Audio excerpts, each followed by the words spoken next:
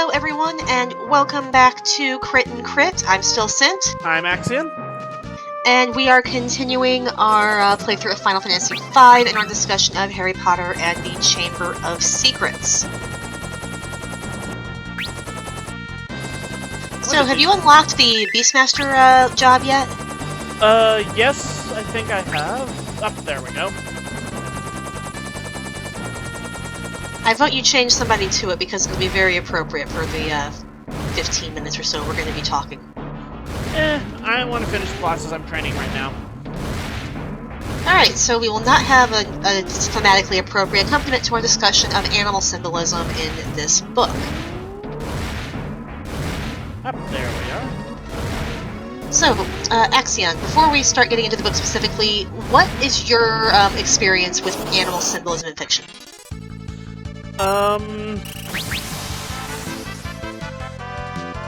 Mostly Redwall, where a lot of the, basically,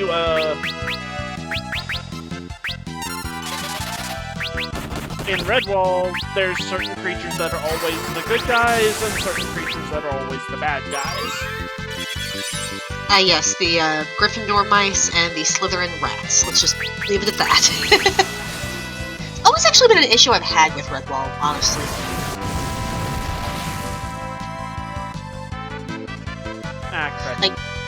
Like, I imagine we'll probably find an excuse to do Redwall on this channel at some point, but, like, they've even specifically gone out of their way to look at exceptions of, would, like, an otter who's raised by vermin turn out to be evil? No. As soon as he gets the chance at redemption, he redeems himself. But by contrast, a vermin who is raised by the Redwall mice is still going to turn out to be a nasty piece of work, no matter his upbringing. Because apparently, what you're born as, not how you're raised, is what determines it. That's kind of an oof. So, yeah. There's a lot to unpack there, and we're not even talking about that series. That's the opposite of what I wanted to happen.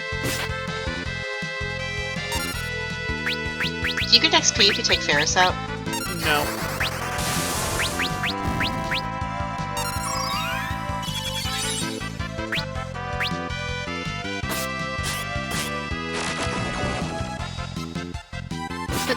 Yeah, like, symbolism in the sense of, certain animals are strongly associated with certain qualities. So, Redwall wasn't actually where I would have gone with that. I probably would have looked at, like, Aesop's Fables, personally. Okay. It's been a long time since I looked at Aesop's Fables, so I can't... Like, you have, like, the fierce lion, and the timid mouse, and the crafty fox, or the crafty crow, and everything to do with that. Like, animals acting like basically how we kind of perceive anyone who has a trait similar to that animal. And this is honestly not the book that has these associations the most strongly, but we get a little bit of that in terms of snakes in this book in particular. Alright. Wakey wakey, birds.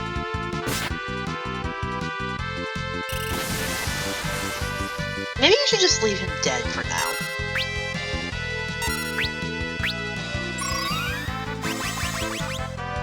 I mean, I kind of need him alive.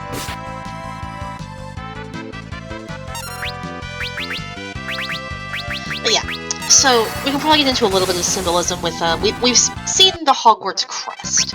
So we know that Gryffindor has a lion, which, as mentioned, ferocity, bravery. Ravenclaw has an eagle, which has actually always really annoyed me, because why not just make it a raven, especially since I always thought it was a raven. No, it's described as a bronze eagle. So which, yeah, which eagles are, you know, like, some sort of regalness, loyalty, pride. But, like, I think a raven, honestly, would have been more fitting, because when it's Ravenclaw, and two, it's the house of smart people, and Corvidae are extraordinarily smart. Hufflepuff has a badger, and Which is kind of funny to me, given that Hufflepuff has kind of gotten the reputation as the, sit on the couch with the Munchies house.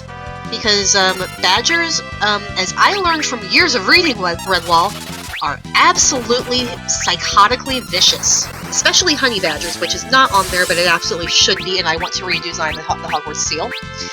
And then Slytherin has snakes, which, really, if Ravenclaw can't have a raven, how come Slytherin gets the Slytherin creature? I don't know. But, snakes... You know, that is a question. Yeah. Snakes, have a very, very, specific connotation. What do you think of when you hear someone referred to as a snake? That they're untrustworthy, that they are duplicitous, that they are sneaky and conniving. Do you think that carries over to the Harry Potter universe? Probably. They really do not like Ferris. Yeah. And yet, families who have a history with Slytherin are extraordinarily proud of that. So, either they don't buy into the reputation, or they see it as a good thing. So, we get a little bit more backstory on the Hogwarts founders as well, thanks to Hermione asking questions during Professor Binns' class. We basically learn that, after founding the school, Slytherin decided to, be more restrictive in what the school would allow, and is going so far as to build a secret chamber, a little shrine to his, racist breakdown. Which kind of tracks with the whole, duplicitous, hiding things, two-timing, etc, etc, etc. And that definitely seems to be the vibe that is projected by Slytherin House, at least to the rest of the school. Nobody really seems inclined to trust the Slytherins, and let's be fair, from what we see of them on screen, so to speak, they don't exactly do a lot to prove themselves as trustworthy. Yes, precisely. Yeah, they absolutely count on the favoritism they're going to get from Professor Snape, lean into it wholeheartedly, and abuse it at every turn. Whereas I don't think any of the other house leaders would let their students get away with that. There'd be, we know McGonagall won't, because McGonagall is very, very strict, which honestly surprises me. McGonagall really strikes me as more Ravenclaw than Gryffindor, but I'm not going to argue the point on that. I did not write the series. But then we have Professor Sprout and Professor Flitwick for Hufflepuff and Ravenclaw, respectively. So, yeah. This complicates matters for Harry, who is very nearly sorted into Slytherin, who also happens to be a Parselmouth, capable of speaking Parseltongue, the language of snakes, which is specifically noted as being a talent specific to Slytherin himself.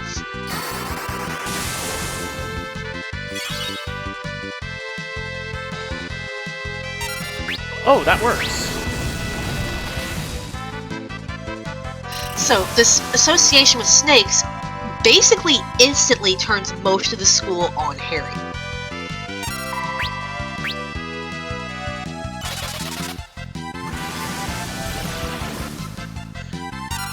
Like, how would you respond if you knew of the reputation of someone who had an affinity with snakes, and suddenly the most famous person in school who you have always thought of as a hero starts showing this affinity? I would probably, at the very least, be concerned. Which is basically what happens. People can't understand what he was saying to the snake, so to many people it looked like Harry was sicking the snake on a half-blood student. So it didn't look very good for him. About the only people who didn't believe that Harry was suddenly gone all dark and evil were our known resident jerkwads, Malfoy and company, just because they know that Harry is not nearly racist enough for their liking. Not to put too fine a point on it. Yep. Which says something.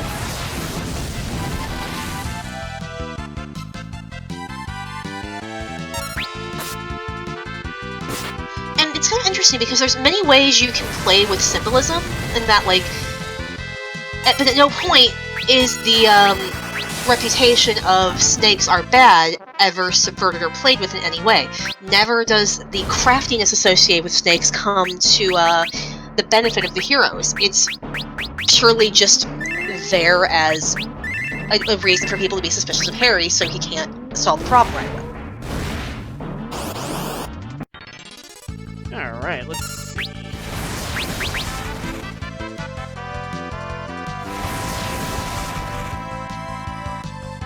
So what else do you think about the whole snake symbolism?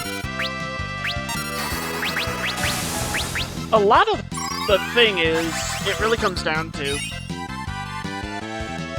with Harry, at least, he doesn't understand a lot of the context behind this, and, like, when he first does it, he's like, I can talk to snakes. Can't every mage do that? And everyone else is like, no!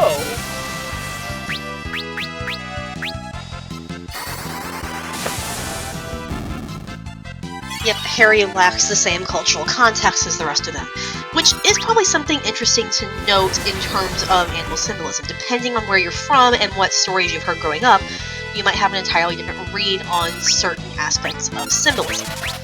We are coming from a very heavily anglicized Western perspective, which is the same that Harry Potter was written in.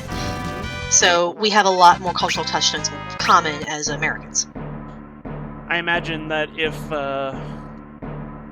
we were dealing with like a Native American culture instead, a lot of the animal symbolism would be different.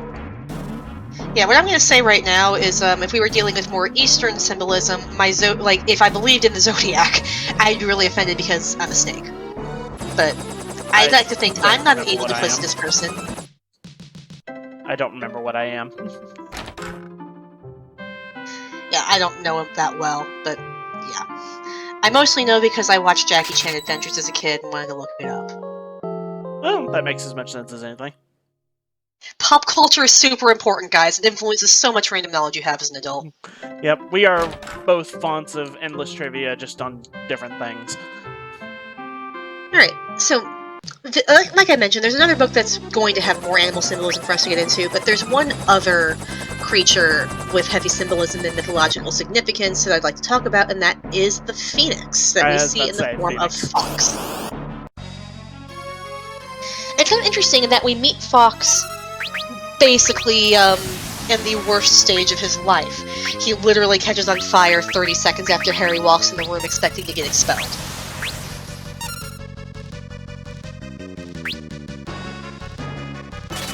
So yeah, that's a great introduction to a phoenix, is at least things can't get any worse. Whoosh. Well, apparently it's 2020 a little bit early in Harry Potter land.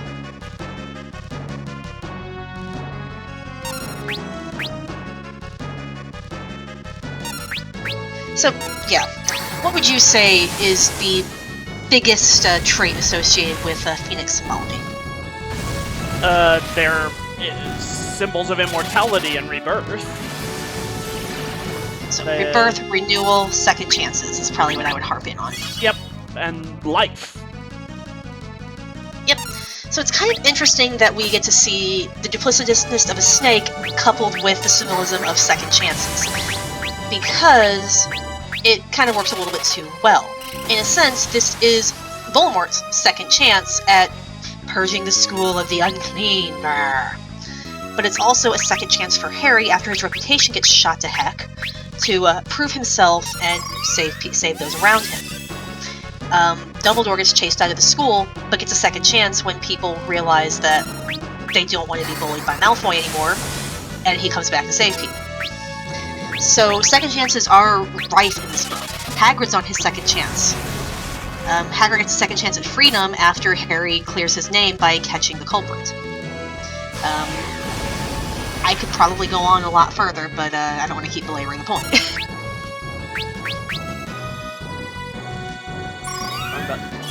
But yeah, it's kind of interesting because, like, you don't usually see in fiction a phoenix right before it catches flame. You just see them as, like, flaming, brightly colored beacons of hope. So it's, I don't know, it's just kind of neat to see, like, here you go, here's your hope, and it's withered and dying, but look, it's coming back. Which is, honestly, maybe a better message. Like, even if things look bleak, things will get better. You should not give up hope now, you're only halfway through the book. There's so much more that has to happen, you're fine, hun.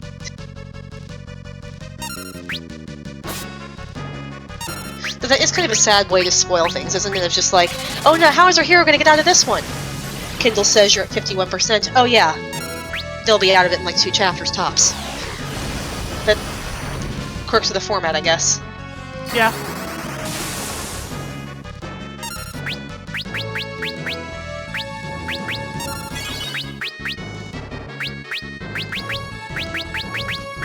Also, I believe Harry's wand has a phoenix feather in it. I don't remember if it was this book or a later book we find out that it's Fox's feather, actually, so no wonder Fox is drawn to Harry.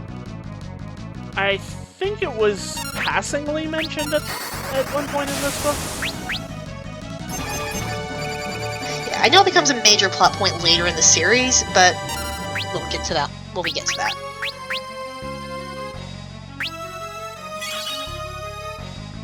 Also, I kind of want to note that maybe there's something a little bit insensitive about naming your Phoenix Fox, considering, what that probably means he's named for.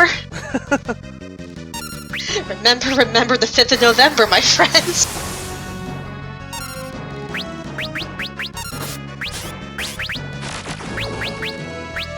But yeah, like, I'm not really sure there's much else to say here. Symbolism tends to play a pretty heavy role in a lot of fantasy stories. Animal symbolism is a very, very handy shorthand in many regards, but I think next book is going to have a lot more opportunity to dive deep on this and talk about different types of animals, different associations, etc, etc, etc. It's just, this book kind of has a decent intro into it, because snakes and phoenixes feature so heavily in the narrative and how characters are perceived as a result.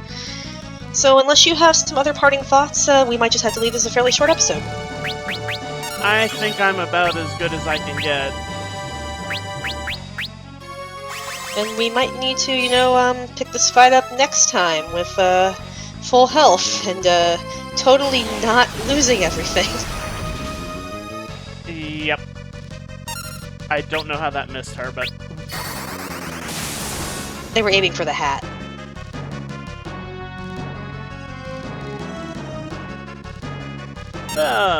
This is gonna be fun. See y'all next time. Bye!